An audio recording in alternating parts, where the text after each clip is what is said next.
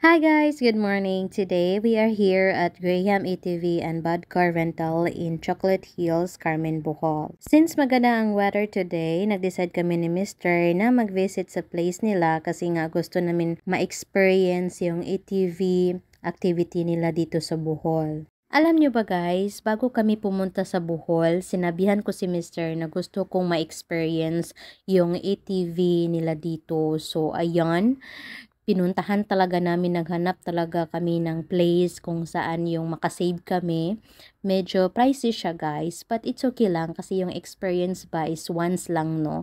So ito talaga ang pinakagusto ko dito sa Bohol, as in. At this point guys, na-fill up na ako ng form kasi nga meron na kaming napili na package. So yung package na pinili namin guys is package A, which is 1 hour, 1,000 per person, tapos ATV ang gagamitin namin. Meaning, one person lang talaga ang pwedeng sasakay guys. But if you want two person in one sasakyan, so pwede nyo kunin yung bag cart nila guys. Tapos 2,000 ang bayad. So same lang no, pag isahan yung kukunin nyo. Sa package B naman guys is 2 hours. Tapos yung ATV nila is 2,000 pesos. And yung bag cart is 4,000 pesos. After ko ma-fill-upan yung form guys, ay nilabas kami ni Kuya dito sa place kung saan nakalagay yung mga ATV at saka bag car. And guys, si Kuya Manuel ang tour guide namin for today's video. So as you can see, chine-check talaga niya kung okay lang ba yung gagamitin namin. Gusto namin ma-experience yung ganitong activity dito sa Bohol guys. So isahan talaga ang kinuha namin, no? And si Mr. guys, ako talaga ang pinaunan niya kasi nga gusto niya makita kung anong nangyari, no? Kung marunong ba akong mag-drive ng ganitong sasakyan. So si Kuya Manuel naman nag-take ng video and tada!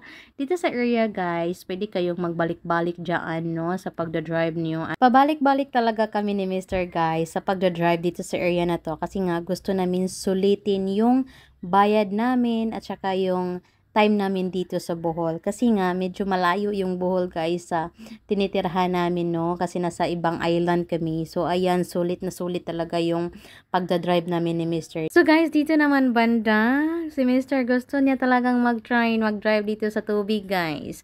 O niya ang person, natakot man ako, guys, eh, baka mas mahabilin ko dira sa middle bound. Saon naman lang ni yung ugmadi pa ni.